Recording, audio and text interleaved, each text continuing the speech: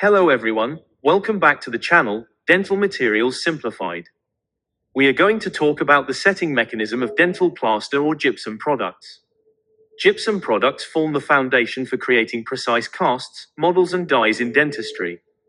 The magic happens when this powder is mixed with water and turns into a hard, rigid structure.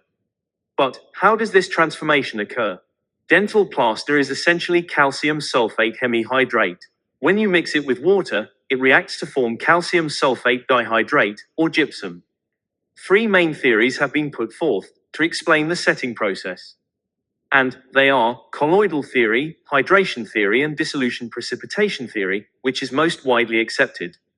So, let's start with the most widely accepted dissolution-precipitation theory. This theory is the cornerstone of our understanding, so let's break it down step by step. When calcium sulfate hemihydrate is mixed with water, only a small amount dissolves, as it is sparingly soluble in water. So, some amount of hemihydrate dissolves, till it forms a saturated solution. The dissolved hemihydrate then releases calcium and sulfate ions into the aqueous medium. And simultaneously, nuclei of crystallization present in hemihydrate get dispersed in water. Nuclei of crystallization or nucleation center might be composed of residual gypsum particles remaining after calcination of gypsum during manufacturing of gypsum products. Or, they can be particles of gypsum also called as terra alba, added by the manufacturer, as seeds, to accelerate setting reaction. They can also be strained areas on undissolved hemihydrate particles. The calcium and sulfate ions diffuse towards nuclei of crystallization and get hydrated to form calcium sulfate dihydrate, which is nothing but gypsum. Similarly, many dihydrate crystals will be formed. As the solubility of dihydrate is 4 times lesser than that of hemihydrate, the solution becomes supersaturated with dihydrate crystals, leading to their precipitation on nuclei of crystallization. The consequent depletion of calcium and sulfate ions in the aqueous phase allows more hemihydrate to go into the solution, in turn, to precipitate out gypsum. This process continues till all of the hemihydrate has dissolved. For a better understanding, let us consider one nucleation center. You can see the dihydrate crystals precipitate and radiate out from nucleation centers in the form of spherulites in all 3 dimensions. Likewise, there will be thousands of spherulites formed in the mix. These spherulites grow in size with the addition of more and more gypsum crystals, intersecting and intercepting the adjacent spherulites. The spherulites produce an outward thrust. The cumulative outward thrust from all of the growing crystals results in normal setting expansion. In short, gypsum products set in 3 stages. 1. Hemihydrate dissolves. 2. Dihydrate crystals precipitate.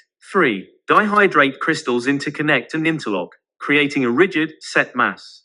Therefore, the final set material consists of a tangled aggregate of monoclinic gypsum crystals with microporosities between them. The microporosities may occur due to the evaporation of excess water used during mixing of gypsum products to produce a workable mass. These microporosities are typically spherical in shape. One can also see small angular porosities that are formed during setting expansion between individual crystals. Now that we know how gypsum product sets, the next question is, what really controls it? What might surprise you is that something as simple as the water you add, the additives you use, the way you mix, or even the way you store the gypsum product can completely change the outcome.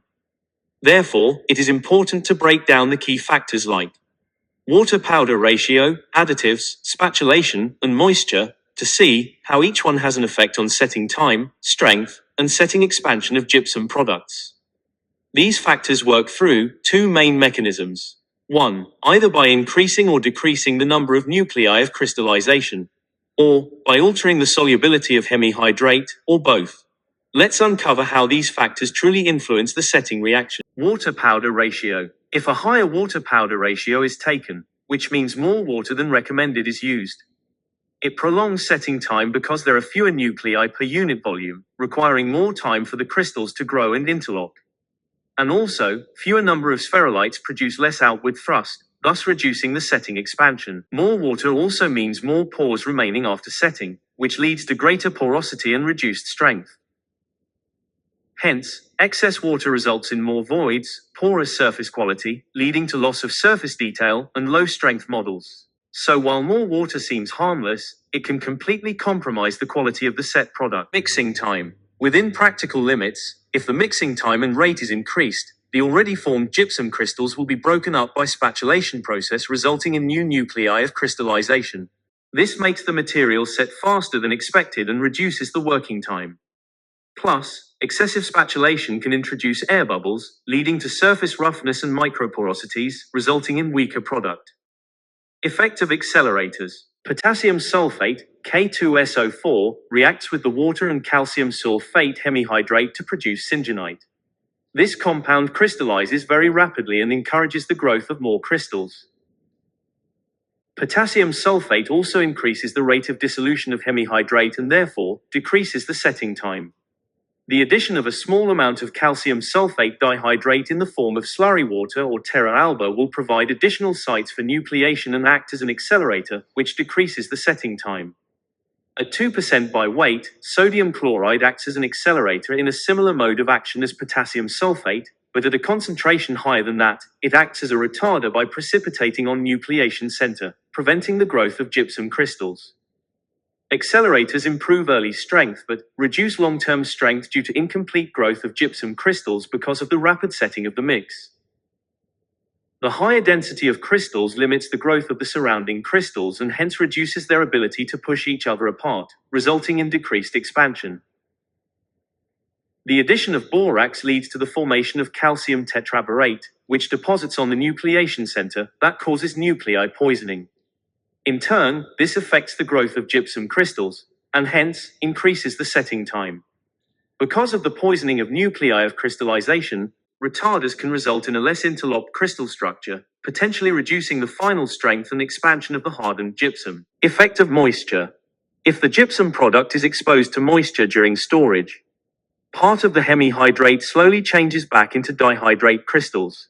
This provides ready nuclei of crystallization, leading to faster setting once mixed. Pre-existing nuclei promote rapid crystallization, leading to more crystal thrust and greater expansion.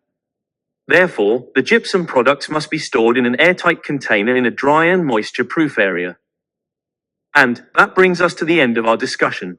Understanding the setting reaction and influencing factors is the key to strong, accurate casts. In the clinic and the lab, these small details make the biggest difference. Mastering them doesn't just avoid errors, it ensures precision in every restoration we deliver. Thanks for listening. Join us again in the next video.